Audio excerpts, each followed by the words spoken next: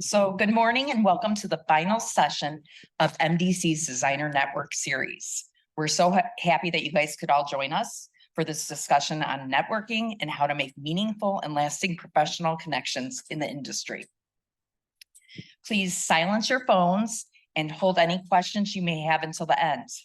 We will have a Q&A session if time allows.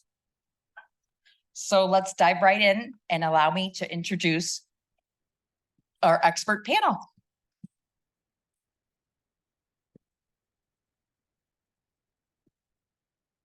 Ruth Casper, she's the principal designer at Ruth Casper Design Studio. Ruth has been an interior designer since 1997 and has a studio located here at MDC in Suite 102E. She's a graduate of Syracuse University Interior Architecture Program and has received numerous design awards and has been featured in publications including Detroit Design Magazine, Interiors Midwest, and Detroit News Homestyle. In addition to her work as a designer, she often volunteers her time and efforts to great local causes, such as the Sweet Dreams Project, which serves children and families in low and moderate income, urban and rural areas by creating spaces where they can rest and recover. Niki Serras, partner and owner of Scavolini Store Detroit, Chicago, Boston. It's an old picture. Niki, along with her business partners, Alicia Serras and Brian Gamache, opened Scavolini Store Detroit in September 2010 in Birmingham, Michigan.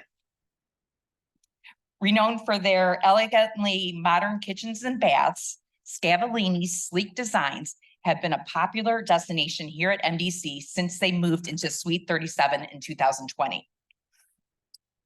They have 2 additional stores in Chicago and Boston, and a team that has grown to 12 designers and 10 installers who work in tandem to create dream homes for their clients. Niki regularly travels to Italy and abroad for continued inspiration and to stay current and innovative in the latest design trends. Jennifer Carnaghi. I always say it's Carnaghi, like Italian. Okay. Jennifer Carnaghi, Global Relationships Manager at ADP. With over 20 years of experience in operations and management, Jennifer has developed a passion for helping businesses find game-changing solutions for their process challenges. She currently works in ADP's Global Enterprise Solutions, which serves companies with 1,000 plus employees, providing insight to a number of industries: healthcare, housing, financial services, manufacturing, retail, and more.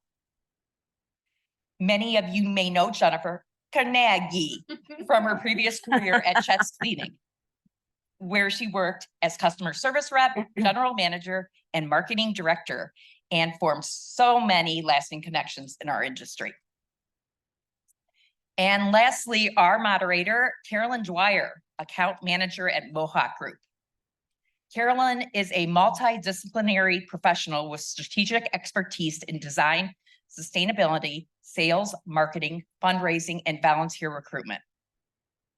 In addition, she is president and founder of the Interior Designers Coalition for Change, a nonprofit which has provided commercial interior design services to communities where there is a need and resources are limited since 2009. She's an avid supporter of the design industry and has participated on committees for AIA Detroit, ASID Michigan, IIDA Michigan, and USGBC Detroit. A lot of letters, my friend. Carolyn thoroughly enjoys being a strategic business enabler with dealers, contractors, designers, students, and IDCFC members to create positive strategies driving economic and social impact. So as you can see, we have a very accomplished group here, and I'm eager to get started. So I'm passing the mic on over to Carolyn. Can you hear me?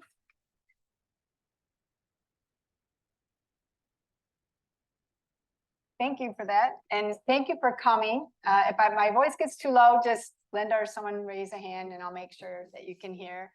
I'm really pleased to be here. I think networking is one of the greatest challenges you'll have in your career, and it's changing by the hour. Before we start with our first question, which is really how, you're all masters of networkers. What if you're not? Let's talk about that. Some of you are new to the industry. And how sharing, why is it important and how you develop this skill? There's two things. I'd like to see a show of hands. Is how many have heard of the term elevator speech and how many have one in this room? Okay, so about half of you. An elevator speech is basically you have to be under 120 seconds. And it's literally, if you get on an elevator, can you sell your business and your image to a potential customer, potential colleague, potential employee? So this group here is very accomplished in that and is going to share some very, very good ideas. But I just wanted you to think about a quick statistic about how life has changed for those of us who've been around since the 70s and 80s. 80% of jobs today landed are via referral. In the 70s and 80s, it was literally the newspaper and an old-fashioned phone call, a cold call. That number is literally flipped, and that's how important networking is. If you're looking for a new position or you're looking for a customer or client, networking is key to your survival, not just a component as it has been in the past. It's critical. So on that note, ladies, we'll start with our first question. Exactly how to develop your elevator pitch, and not just what you do, but why you do it. I think for me, I got out of, being at Chet's for 20 years, it was easy to say what we did because we were passionate about what we did, but the why is key. And finding your passion and being able to deliver that in a succinct, 30, 45 second pitch. At Chet's Cleaning, it was pretty easy because the owners had a good friend of theirs that had passed away from ALS and started thinking about why people get sick. And it started to, evolution started to kind of create this picture of, well, it's all of the particulates and things in our air and our furnishings that we breathe in every day. And how do you remove that properly without ruining your pieces? And so it really spoke to, it got going that way. But finding your why is, I think, where you need to start. And then you can color around the tactical. But I don't know if you guys have anything you wanted to add to that. Yeah, I totally agree. When I was asked this question to speak today, I thought, okay, well, if I have like 120 words to say to somebody, how do you condense that? And then it became overwhelming. Like when you actually sit down to think, what is my why? Why do I do this? And just like get off the track of, okay, we're just going the busy train. Like you have to really kind of take a minute to self-reflect and build this elevator pitch of why am I doing what I'm doing? And so it went back to the idea for me of authenticity with my client, building trust right off the bat, and being approachable. I kind of broke it down into four elements for my elevator pitches. I'm an interior designer, so obviously design is in there. And then I'm service oriented. I'm dealing with professionals. Professionals want to hire professionals. So how is my service that I'm going to provide them different than another interior designer? Am I going to show up and be timely? Am I going to build the confidence in the trades that I bring in? And then a lot of it is relationship oriented. Am I going to be the right personality for them? And are they the right personality for me? And it's okay to say no, but that you can build your elevator pitch to pre-qualify yourself, but also spin a little question in there to pre-qualify the client. So think of it both ways, because interior design is a two-way relationship. I realized in networking events when we first started, because we had to learn an elevator pitch, and I remember talking to some people and I couldn't describe what I did. I had no idea, didn't know what an elevator pitch was, and somebody asked me what I did and I was like, I own a store, and it just was, I fumbled, right? And I realized like, oh my God, you sound like an idiot. Like I need to figure out how to say what I do in 30 seconds or less. And it was by trial and error, honestly, by going to these events and trying to figure out a way to concisely say exactly who I am and what I do quickly enough and clearly enough with also enough interest where it keeps the conversation. If you want to keep it going, keep it going.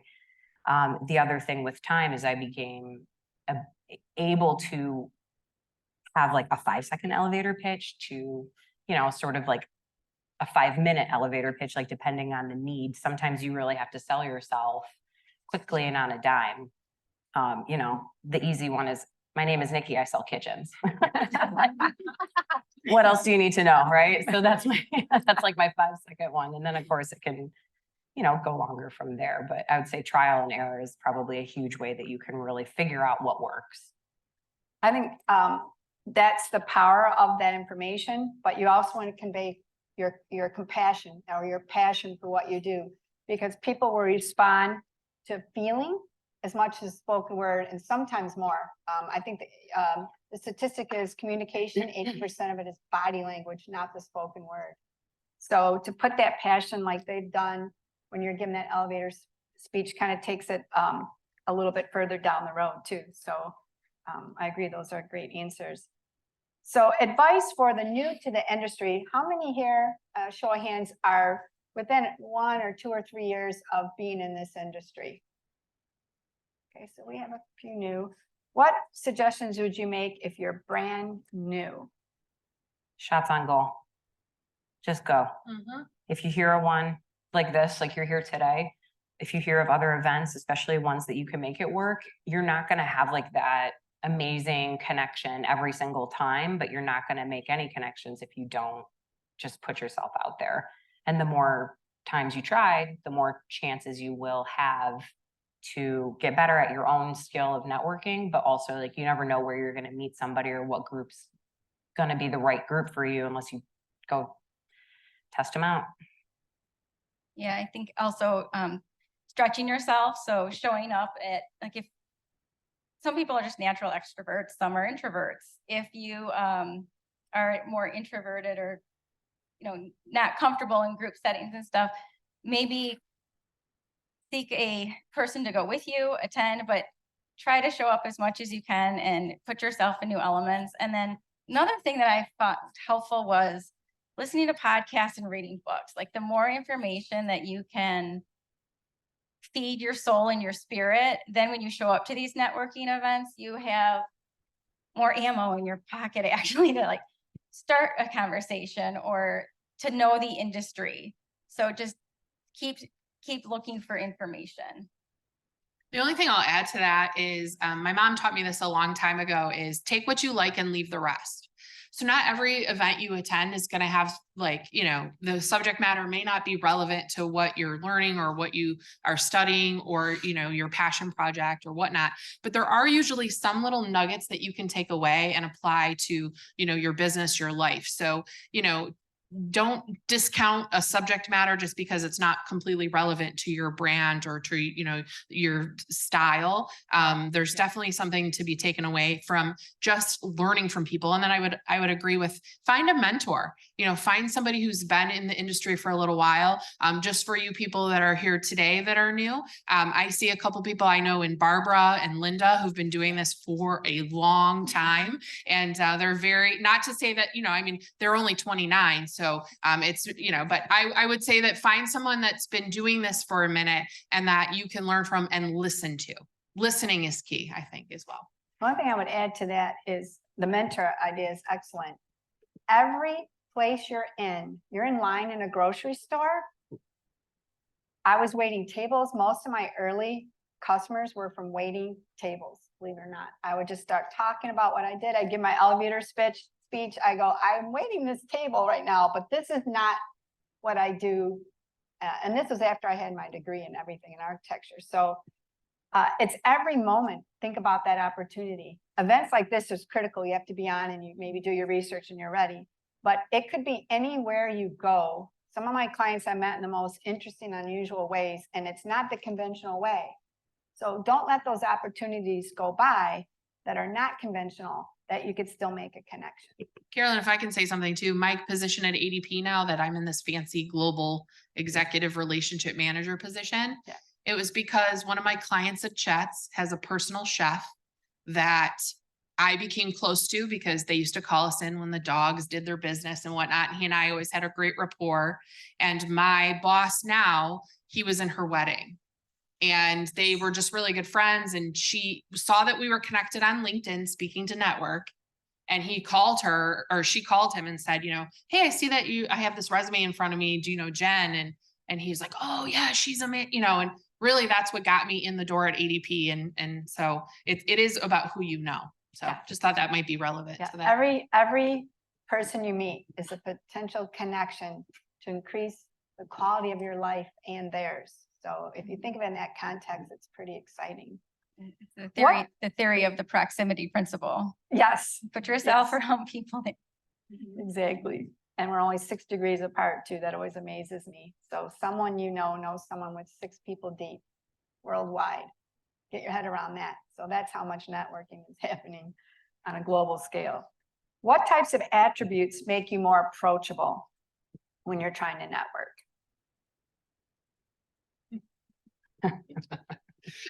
If you can tell, I'm pretty, I think Emily introduced me earlier as one of the friendliest people she knows.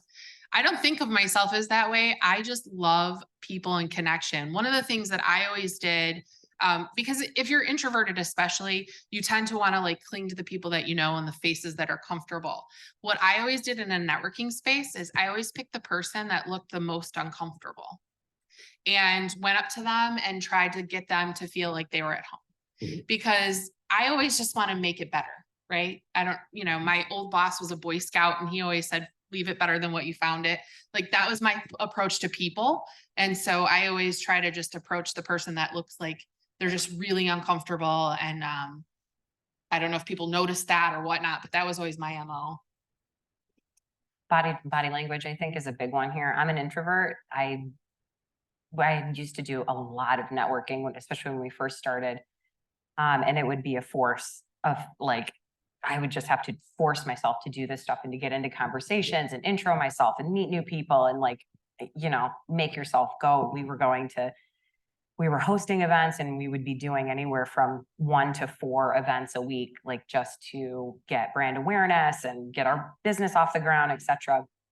And it's hard for me to start conversations, but in order to make myself approachable for people like Jen to come and save me, was to literally, if you open up your stance, don't cross, don't hunch, don't turn to the side. And so I would oftentimes, you have your bag or something or a drink or whatever, but if you sort of open up your body, don't furrow your brow. And a lot of these things have to be conscientious because if you're an introvert or something, a lot of times you have like a self-defense mechanism that puts up this wall where you are fine, even though you're by yourself, this whole thing. So I'd have to conscientiously sort of like smile at somebody that I'm looking at, these types of things. And usually it would work until I got the courage to maybe introduce myself to somebody. I say too, like wear a memorable piece of jewelry or a color. A lot of you know me from my marketing days at Chet's, and I was the girl who always wore dresses, and always people complimented me. And I always had dresses with pockets and, chunky jewelry and stuff. That's my personal style, but it also made me very memorable.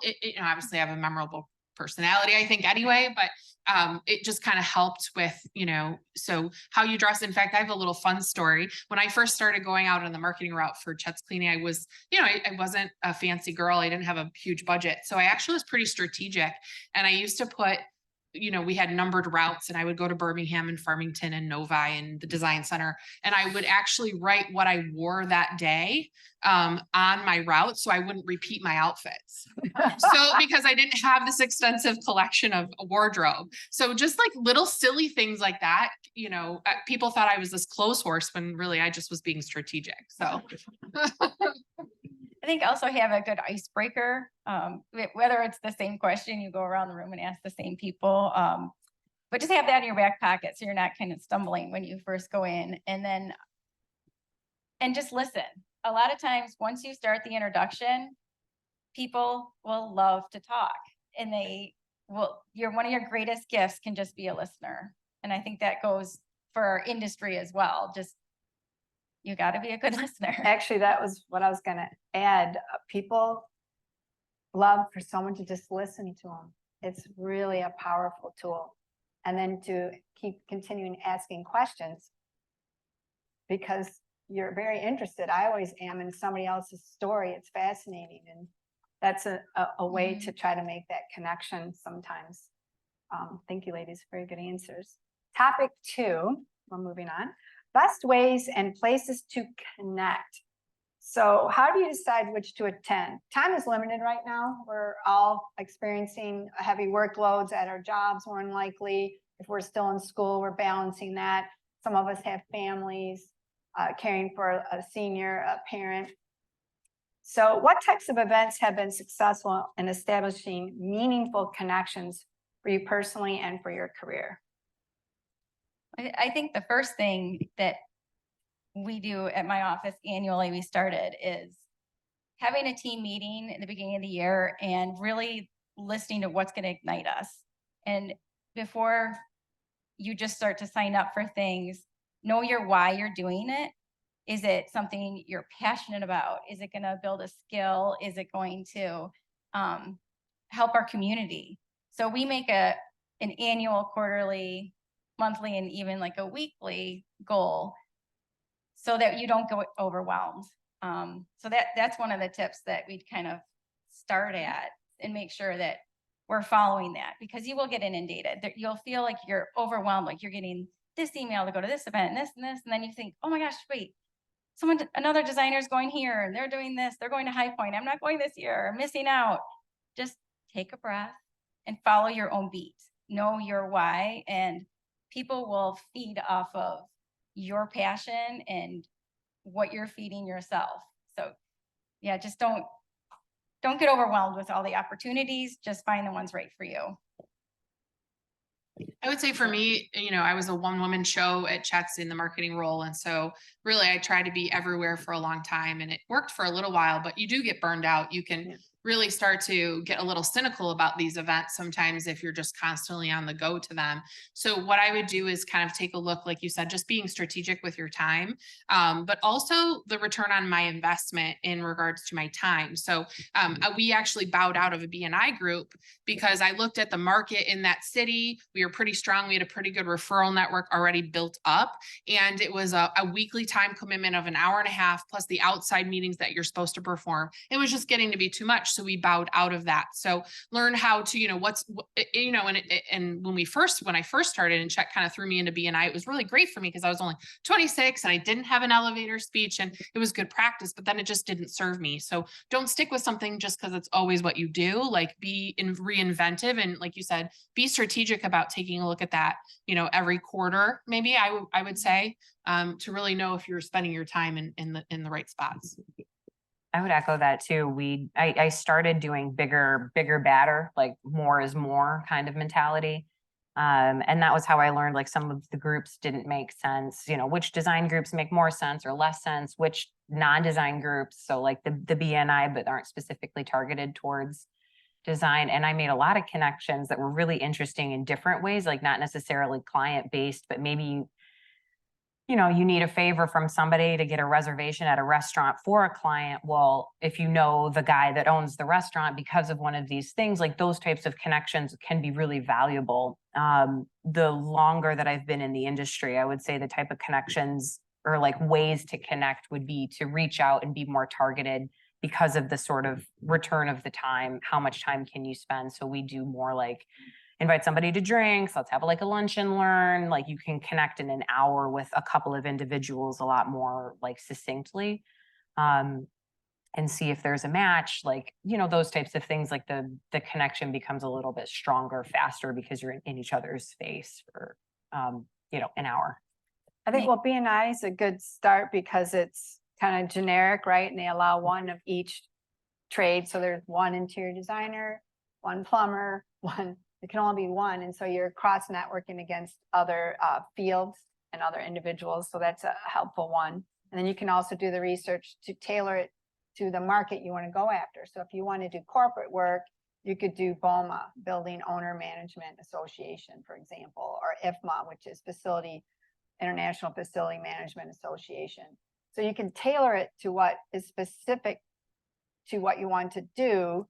But also like BNI is, I think, is it by city? It's by city or They have different region? chapters. And Yeah. I would say to that point for, especially for anyone in the design industry, you should shop the chapters because some chapters have more home service. If you're a residential interior designer, you want to maybe go to a chapter that already has an established painter, dry, whatever the case may be, find a home services group within the group. And then you could kind of slide in and just naturally have more referrals right off the get go. But to that BNI piece too is like, their whole mentality is like givers gain. And when you're joining a group, it should be about what you can offer others, not just about what you're looking to get yourself. And that was always a key too is, what can you provide as a value to others and what can your connections do for them? So how has charity and pro bono, I know most of you have been involved, how has charity and pro bono work helped your business and network? And this is an important one that I think it's kind of the wave of the future that we'll all be doing a component of what we do for a living. We'll be given a component of that back to the community as we move forward. So how would you answer that? We started doing that right when we opened up our doors. We didn't have, this was just when we started, and we still continue to have a charity component.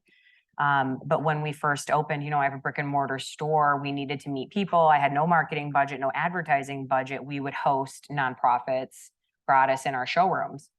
And it was a huge way where I was able to expand my network while also helping people in our sort of, region.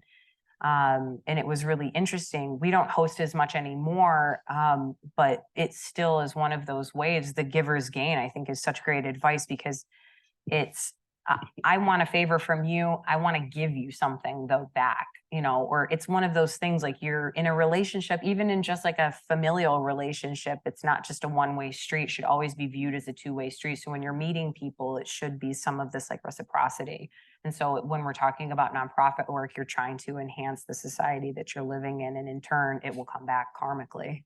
Yeah, absolutely. I think so. I was involved with the Women's Council of Realtors, Birmingham Bloomfield chapter, and they have a couple people who are big into Habitat for Humanity there. So I did a build there. And of course, you start meeting tradespeople, you start meeting different people, and you get to be in this intimate setting for 7-8 hours. The other big with the Professional Women in Build Council, my ladies, Barbara and Paula here, we were involved with the design challenge for Humble Design. And if you haven't checked out humbledesign.org, it's an amazing. It's here in Pontiac, and they have other branches throughout the US. And it's a great opportunity, even if you just want to have some volunteer time.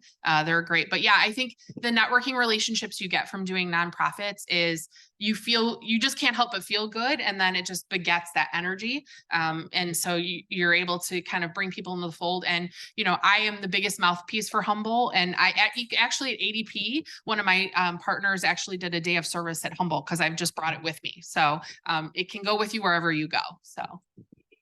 Yeah, I'm going to piggyback on what you both have said, but I'm a huge, my huge passion is with Sweet Dreams Project. And so a little bit about my background was I, in the late 90s, had a storefront down the road. And then as my family started, I moved back into my home so I could raise my 2 sons there and still have an office through the house. My husband traveled, so it worked great for our family. Well, then COVID hit and my husband started working from the house. Well, that's a lot of work going on in one space. So I rented a space here at the Michigan Design Center 18 months ago, and it has been just a phenomenal game changer for my business, my networking, just to be around a community here in the building that is excited about design. And when you walk into this building, sometimes you're on mission, or other designers are on mission, you're on a time crunch. So you don't always have time on a day-to-day basis to meet people or to stop and talk. Having a space here at the Design Center has completely opened that networking for me. And in terms of vendors just coming in and bringing new products. But back to the Sweet Dreams element of it was, we are doing a full renovation of a home. Usually a Sweet Dreams project is one designer goes in and does one bedroom.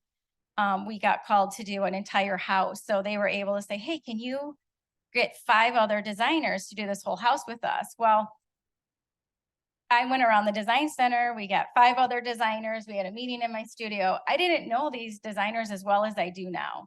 So every time you open your heart and your mind to this charity, not only are you giving back, but you're growing in your own way too. So now it's just another great connection. I have a deeper level with the designers locally. Yep. It gives passion Yeah. to what I do. It's the purpose for what I do. It's not a side note. It's what drives me to know what I do has a purpose when I give back to the community. And as far as networking, it's a tremendous, tremendous opportunity because you will be crossing paths with people you would not in any other way get to know at that kind of intimate level. I know Linda and I have had the privilege, we worked on Turning Point, which was a shelter for 125 women. And I think we can attest it was life-changing for us, right? And so it will increase the quality of your life in ways you cannot imagine. So I definitely encourage everyone to make it purposeful, make it part of your portfolio of what you're going to do. And the rewards will be very great. I on did that. write something down because I knew I would not remember it word for word, but I love this phrase of, when I was thinking about why we do charity, it helps you follow your why. And it says, use what you do best, do what you love to produce the results you care about. Yep. It's very powerful to get that feedback when you made a difference. And when we work for our customers, we are making a difference and we have to keep that in mind too. But it's very powerful to get it sometimes when you're doing it as a service, carries a lot of weight. How has technology, so this is a big challenge, helped with connecting? So we're inundated now. We have social media, LinkedIn, very good for business to business type connections, right? Instagram for creating your image, right? That gets your image out there. A lot of designers will utilize Instagram. Facebook for a little bit more personal level and other types of networking. But can you be a jack of all trades? Can you effectively do all 3? I know at Mohawk, they've told us no. We had to decide. So my colleague did Instagram and I'm doing LinkedIn. But how do you ladies here handle the social media challenges of today with technologies, new technologies? Well, for me, I definitely could not handle all the hats I was wearing. It was just too many. So it felt on the priority list that was lower for me only because I didn't have the personal time to do it. So I hired an office manager last year, and thankfully Patty is in charge of all of that, and she does do all of my social media, photography, posting. And I'm so thankful that because you almost just can't do it all. No. You have to pick and choose or source it out and get some help. We suffer too, actually, because social media, I don't even post as an individual that much. And we've tried to do it, I sell a product. So in a way it should be, in my mind, it's really easy. And I see other people that post what I do. I'm like, oh man, their Instagrams are so interesting. And I've talked to other designers and they get business because we're in a visual industry. I mean, Instagram's literally made for us. Like, what am I doing? So I'm trying really hard.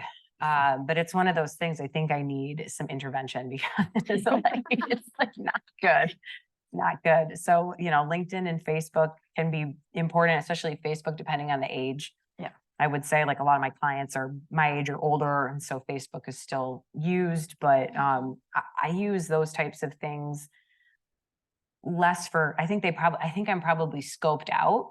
Like, I'm sure clients are probably like looking at my presence and making sure that I'm a legit company, which is one of the big reasons to have something on social media, because I suspect because of the visual nature of what we do, they're checking that versus even checking my website. Like, I know people follow me and they're like, oh my God, what's all this? I'm like, that's my portfolio on my website, So I would say it's really important to have it. Your involvement in it is as much as you can probably do without the expense of your time that might be more urgent, but I would say it's definitely important to have some sort of something especially on like a visual nature in Instagram.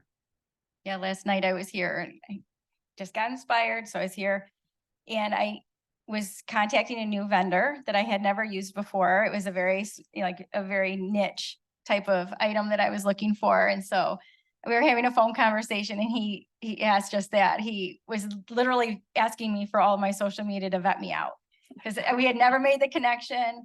And once I sent him everything, it was like, okay, You're well, fine. we're good. We'll work Mhm. with you.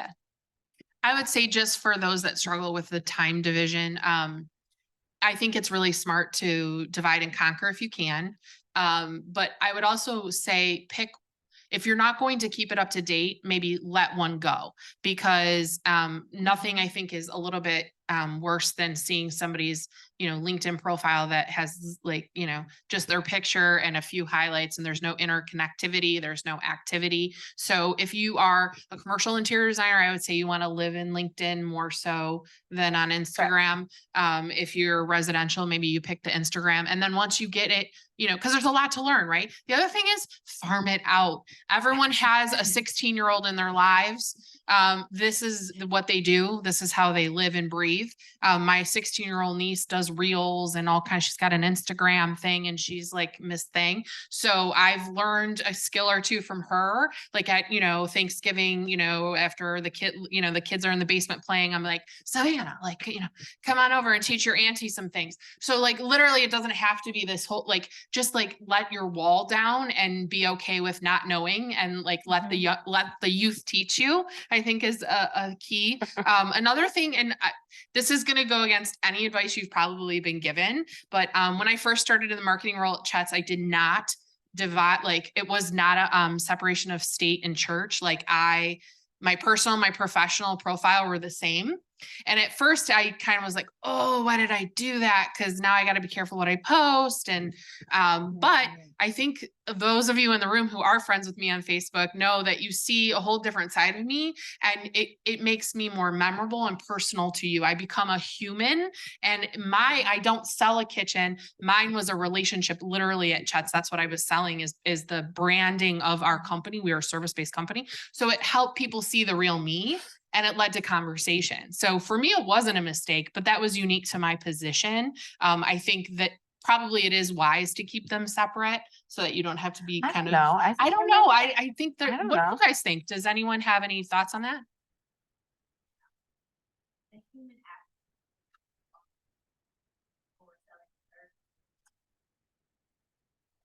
Yeah, I mean, Eileen at CAI is a friend of mine, and I posted yesterday. I was having a really rough, challenging day, and I posted something about I'm still going to be the sunshine even when this day is yuck. And people are just kind of like cheering me from the side, and giving me hugs and stuff, and it just brings that human element. And I think sometimes that's what can be missing from the funny part of social media is like, it is people behind pressing the button. So, well, if you're an interior designer, you are your brand. You are your company. I mean, I am what I do. And, if you see me post on my own personal Instagram, 9 times out of 10, it's a kitchen, or like a project, just because that's what I eat, live, breathe, sweat, cry, whatever, all that, cry, like, kill myself, Yeah, like all of that. I only have a professional or Ruth Casper Design Instagram. I don't even have personal, but we do post the funny things and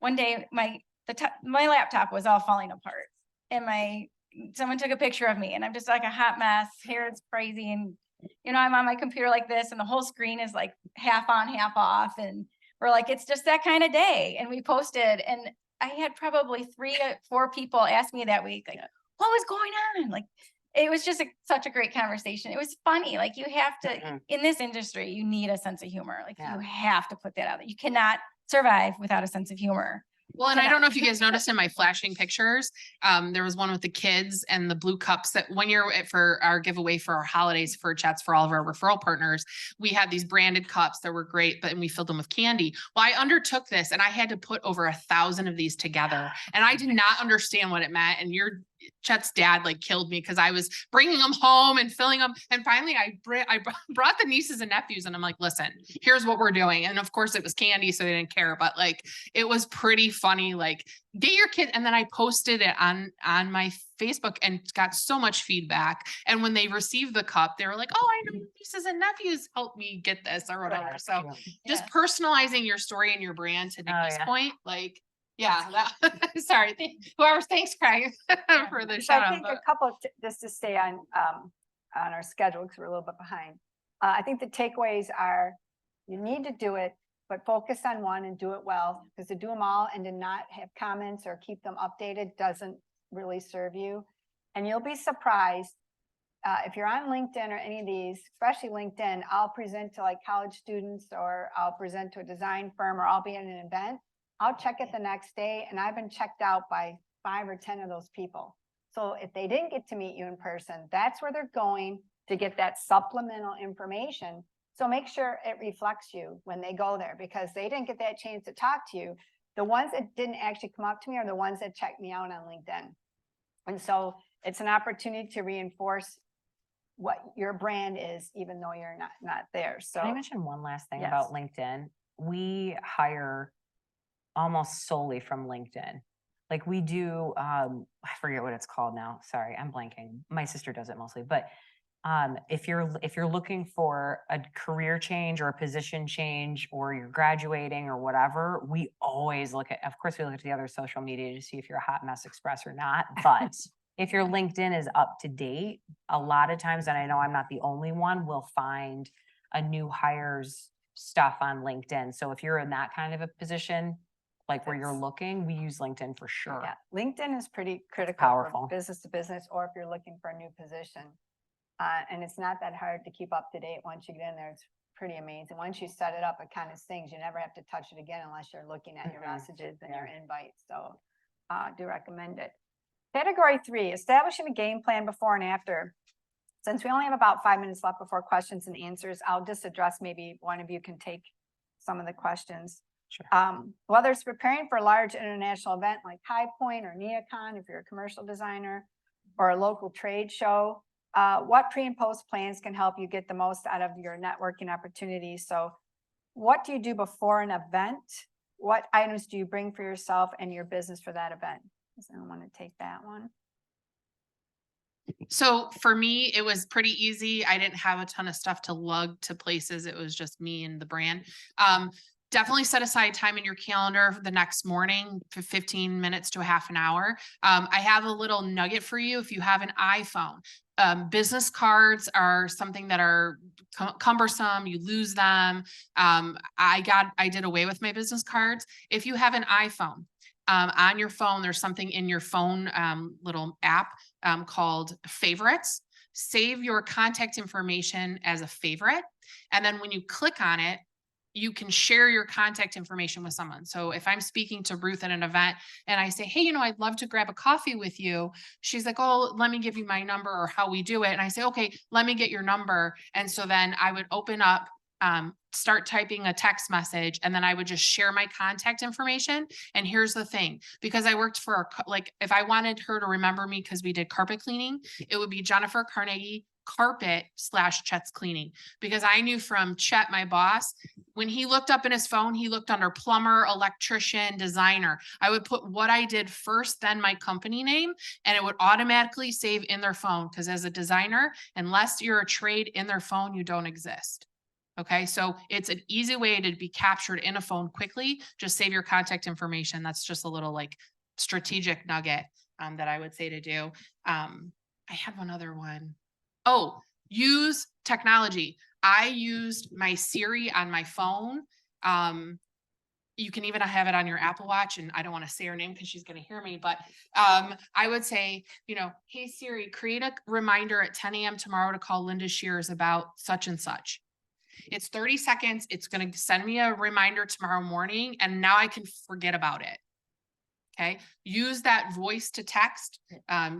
Keeping notes is the best way. And then when you send that email in the morning saying, hey, it was great to meet you, you can throw that nugget in about the specific thing you talked about it, because this is the thing with networking. People just want to feel valued, appreciated, and heard.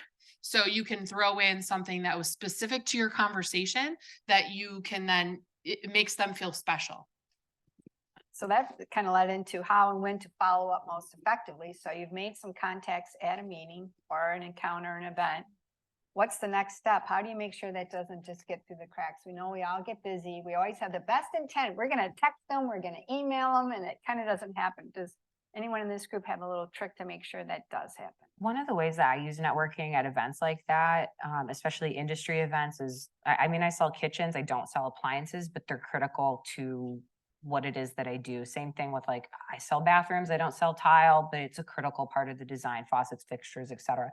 So a lot of times what I use those types of events for is all those people have booths, setups, presentations, their reps are there. And so I usually compile like, what are my questions about, this Miele appliance, about this Hansgrohe faucet, and I try and figure out what my clients' issues have been. And those types of connections are just as critical to finding a new client as being able to service your existing clients, because my exact trade is cabinetry, but of course I have to know a smattering of information, as you guys do, about a lot of other stuff so that it integrates properly. So when I go to those things, meeting those individuals, and then if I ever have an issue with decor appliances, I now have somebody on the inside that, we can keep up with over time. I'm using the same appliance brand, the same faucet brand, blah, blah, blah, blah, blah.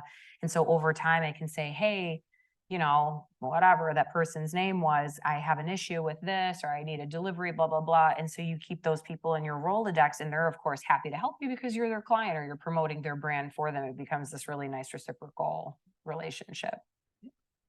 I would say have a spot too, like have a coffee place that's, maybe pretty local. Find a spot that has good Wi-Fi, that's easily get toable in the metro area, and then line them up.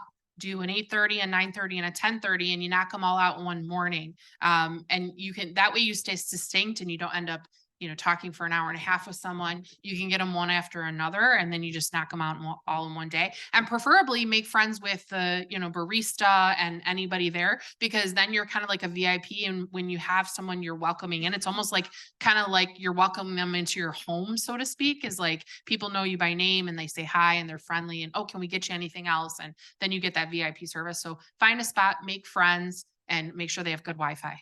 Mhm. I think this next category is our final category for this morning. Assembling and maintaining your professional network. I'm going to let you, Ruth, kind of speak to this. Once you have established a reliable team and a network of trusted professionals, how do you continue these vital relationships? So how did you find and select your skilled tradespeople? How did you network and make that happen? Well, a lot of it was years of trial and error. Going through some really, I could write a book with the scenarios over the last 25 years. I'm sure Linda could too. But once you find the ones that work with you, your relationship, you hang on to them big time. So some of the keys that we do is, one is communication. You have to like call the day ahead, make sure you have the appointment, that they have the address, they're going to show up on time. Show up to the job site prepared.